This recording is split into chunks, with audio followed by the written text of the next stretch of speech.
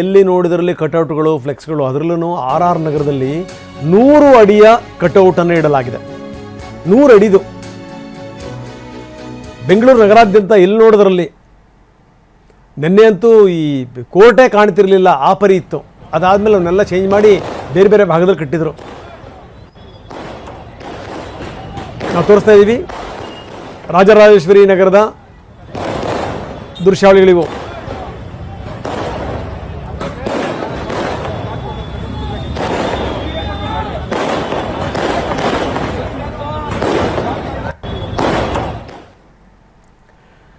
ಇನ್ನು ಇದೆಲ್ಲದರ ಜೊತೆಗೆ ಹೈಕಮಾಂಡ್ ಮಟ್ಟದಲ್ಲಿ ಮೊದಲ ಹಂತದ ಪಟ್ಟಿ ರೆಡಿಯಾಗಿದೆ ಅನ್ನುವಂಥದ್ದು. ಯಾಕಂದರೆ DKನೇ ಹೇಳಿದರು 10 ಗಂಟೆ ಒಳಗಡೆಗೆ ನಮಗೆ ದೆಹಲಿಯಿಂದ ಪಟ್ಟಿ ಬರುತ್ತೆ ಅಂತ. ಒಟ್ಟು 15 ಮಂದಿ CM ಸೇರಿದಂತೆ ಪ್ರಮಾಣ ವಚನ ಸ್ವೀಕಾರ ಮಾಡ್ತಾರೆ. ಸದ್ಯದ ಹೆಸರುಗಳು DK ಶಿವಕುಮಾರ್ CM ಆಗಿ, ಡಾಕ್ಟರ್ G ಪರಮೇಶ್ವರ್ ಬಹುತೇಕ ಅವರು DCM ಆಗ್ತಾರೆ ಅನ್ನುವಂಥ ಮಾತುಗಳು ಕೇಳಿ ಬರ್ತಾ ಇದೆ. ಹಿರಿಯ ನಾಯಕ KJ George, HK Patil, doctor Yathindra, Priyank Kharge, MB Patil, Byrathi Suresh, Ramalinga Reddy, UT Khader. ಇನ್ನೊಂದೇನು ಅಂದರೆ ರೂಪಕಲಾ ಶಶಿಧರ್ ಆಗಬಹುದು ಅಥವಾ ಮುನಿಯಪ್ಪನವರಾಗಬಹುದು. ಅಪ್ಪನಿಗೆ ಇಲ್ಲ ಮಗಳಿಗೆ 14 ಮಂದಿ ಸಚಿವರು ಇವತ್ತು ಪ್ರಮಾಣ ವಚನ ಸ್ವೀಕಾರ ಮಾಡ್ತಾರೆ CM ಜೊತೆಗೆ. ಇದು ಸಂಗತಿ.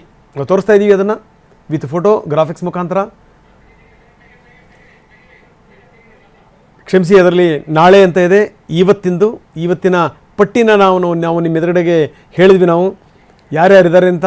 DK ಶಿವಕುಮಾರ್ CM ಆಗಿ, doctor G Parameshwar, KJ George, HK Patil, doctor Yathindra, Priyank Kharge, MB Patil, Byrathi Suresh, Ramalinga Reddy, UT Khader.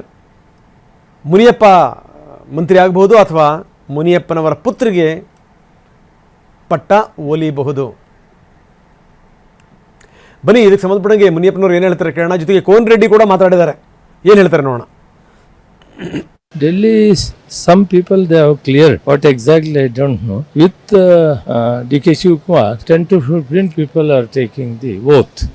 That not yet decided. I want to see that. Ultimately high command ಏನು ತೀರ್ಮಾನ ತಗೋತಾರೆ ಅದಕ್ಕೆ ಎಲ್ಲರೂ ನಾವು ಭದ್ರಾಗಿರ್ತೀವಿ.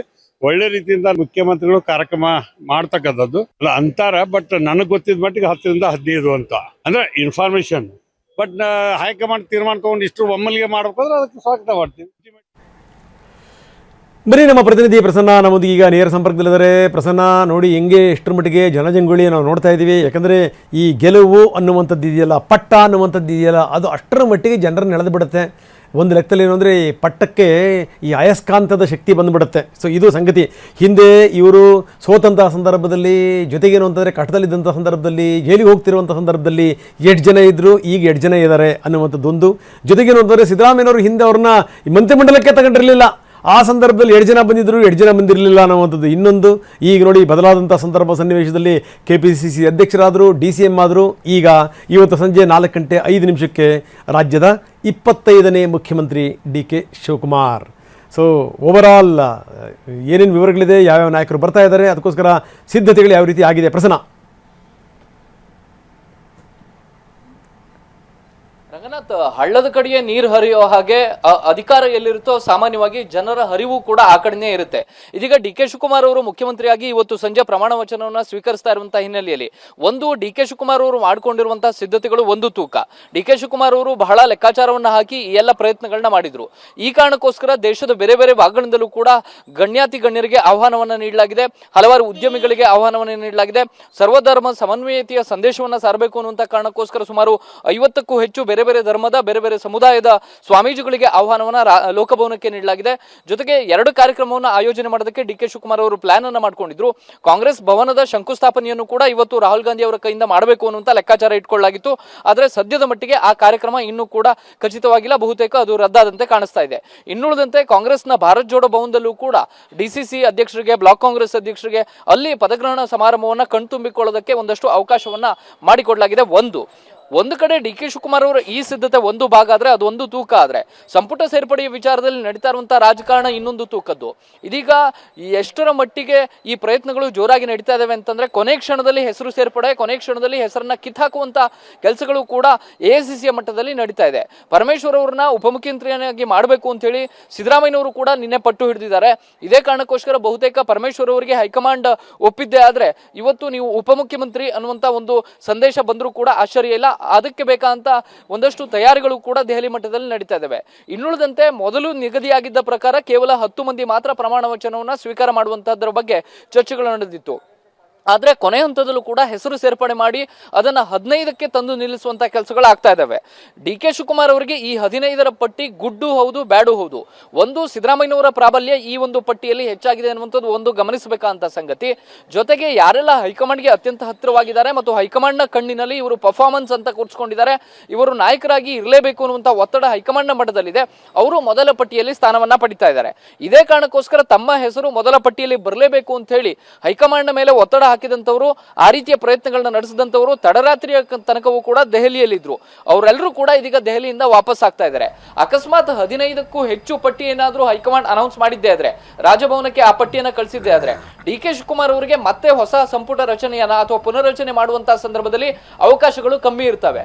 ಅಂದ್ರೆ ತನಗೆ ಯಾರು ಬೇಕು ಅಂತವ್ರನ್ನ ಸೇರಿಸ್ಕೊಳ್ಳೋದಕ್ಕೆ, ಸ್ಥಾನಮಾನಗಳನ್ನ ಕೊಡೋದಕ್ಕೆ ಸ್ವಲ್ಪ ಮಟ್ಟಿಗಿನ ಅವಕಾಶ ಕಮ್ಮಿ ಆಗುತ್ತೆ. ಈ ವಿಚಾರದಲ್ಲಿ ಡಿ ಕೆ ಶಿವಕುಮಾರ್ ಅವರಿಗೆ ಅದು ಸ್ವಲ್ಪ ಮಟ್ಟಿಗೆ ಕೆಟ್ಟ ಸುದ್ದಿ ಆಗ್ಬಹುದು. ಇನ್ನುಳಿದಂತೆ ಸಿದ್ದರಾಮಯ್ಯನವರ ಪ್ರಾಬಲ್ಯ ಹಾಗೆ ಮುಂದುವರೆದಿದೆ ಅನ್ನೋದಕ್ಕೆ ಈ ಮೊದಲ ಪಟ್ಟಿಯನ್ನ ಗಮನಿಸಿದ್ರೆ ಗೊತ್ತಾಗುತ್ತೆ. ಒಂದು, ಯತೀಂದ್ರ ಸಿದ್ದರಾಮಯ್ಯನವರು ಇದ್ದಾರೆ, ಇನ್ನುಳಿದಂತೆ ಕೆ.ಜೆ. ಜಾರ್ಜ್, ದಿನೇಶ್ ಗುಂಡೂರಾವ್ ಇವರ ಹೆಸರುಗಳು ಕೂಡ ಕೇಳಿ ಬರ್ತಾ ಇದ್ದಾವೆ. ಜೊತೆಗೆ ಈ ಸಾಮಾಜಿಕ ನ್ಯಾಯದ ವಿಚಾರವನ್ನ ಬದಿಗಿಟ್ಟು ನೋಡ್ಬೇಕಾಗುತ್ತೆ. ಯಾಕೆಂದ್ರೆ ಇದು ಇನ್ನು ಕೇವಲ ಮೊದಲ ಪಟ್ಟಿ. ಸಾಮಾಜಿಕ ನ್ಯಾಯ 2ನೇ ಪಟ್ಟಿಯಲ್ಲಿ ಪಾಲನೆ ಆಗುತ್ತಾ ಇಲ್ವಾ ಅನ್ನುವಂಥದ್ದು ಕೂಡ ಅಷ್ಟೇ ಗಮನಾರ್ಹ ಸಂಗತಿ ಆಗುತ್ತೆ. ಸಿದ್ದರಾಮಯ್ಯನವರಿಗೆ CWC ಸ್ಥಾನಮಾನವನ್ನ ನೀಡಲಾಗಿದೆ. ನಿನ್ನೆ ರಾತ್ರಿ ಈ ಘೋಷಣೆಯನ್ನ ಮಾಡೋ ಮೂಲಕ ಸಿದ್ದರಾಮಯ್ಯನವರನ್ನು ಕೂಡ ಸಮಾಧಾನ ಪಡಿಸುವಂತಹ ಕೆಲಸವನ್ನ ಕಾಂಗ್ರೆಸ್ ಹೈಕಮಾಂಡ್ ಮಾಡಿದೆ. ಹೀಗಾಗಿ ಲೋಕಭವನದ ಕಡೆ ಎಲ್ಲರ ಕಣ್ಣು ಕೂಡ ನೆಟ್ಟಿದೆ. ರಂಗನಾಥ, ಎಸ್, ಧನ್ಯವಾದ ತಮ್ಮೆಲ್ಲ ಮಾಹಿತಿಗೆ. ಒಂದು ಮಾತು ಮಾತ್ರ ಸತ್ಯ ಏನು ಅಂತಂದರೆ, ಈ ಸೋತು ಗೆಲ್ಲಬೇಕು ಅನ್ನುವಂಥದ್ದು ಇದೆಯಲ್ಲ, ಅದು ಇಲ್ಲೂ ಕೂಡ ಹಾಗೇನೆ. ಈ ಆರಂಭದಲ್ಲಿ ನೋಡಿ, ಸಿದ್ದರಾಮಯ್ಯನವರ ಪರವಾಗಿರುವಂಥವ್ರ ಪಟ್ಟಿನೇ ಜಾಸ್ತಿ ಇದೆ. ಸಿದ್ದರಾಮಯ್ಯನವ್ರ ಜೊತೆಗಿದ್ದಂಥವ್ರು, ಜೊತೆಗೆ ಗುರುಸ್ಕೊಂಡಿರುವಂಥವ್ರು, ಸತತವಾಗಿ ಅವ್ರ ಪರವಾಗಿ ಬ್ಯಾಟಿಂಗ್ ಮಾಡಿದಂಥವ್ರು. ಯಾಕೆಂದರೆ ಸಿದ್ದರಾಮಯ್ಯ ಕೂಡ ಬಹಳ ಬುದ್ಧಿವಂತ ರಾಜಕಾರಣಿ. ಏನಾದರೂ ಒಂದು ಚೂರು ಕಿರಿಕ್ ಮಾಡ್ಕೊಂಡು ಏನಾದರೂ ಸರ್ಕೊಂಡಿದ್ದಿದ್ರೆ ಅವರ ಯಾವ ಪ್ರಭಾವಗಳು ಕೂಡ ಇರಲಿಲ್ಲ. ಈಗ ಮುಖ್ಯಮಂತ್ರಿ ಸ್ಥಾನದಿಂದ ಅವರು ದೂರ ಸರಿಬಹುದು, ಆದರೆ ಅವರ ಪ್ರಭಾವ ಇದೆಯಲ್ಲ, ಆ ದಟ್ಟ ಪ್ರಭಾವ ಮತ್ತು ಪ್ರಭಾವಳಿ ಅದು ಇದ್ದೇ ಇದೆ ಅನ್ನಲಿಕ್ಕೆ ಇದು ಬೆಸ್ಟ್ ಎಕ್ಸಾಂಪಲ್. ಡಿ ಕೆ ಕೂಡ ಹಂಗೇನೆ. ಎಸ್, ಈಗ ನೀವೇನೇನು ಹೇಳ್ತೀರಿ ಅದೇನೇ ಜೈ.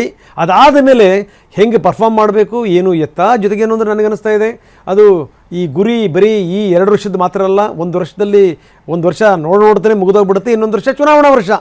ಮುಂದಿನ ಚುನಾವಣೆಯನ್ನು ದೃಷ್ಟಿಯಲ್ಲಿ ಇಟ್ಕೊಂಡು ಏನು ಮಾಡಬೇಕು ಆ ಕೆಲಸವನ್ನು ಡಿ ಕೆ ಮಾಡಬಹುದು.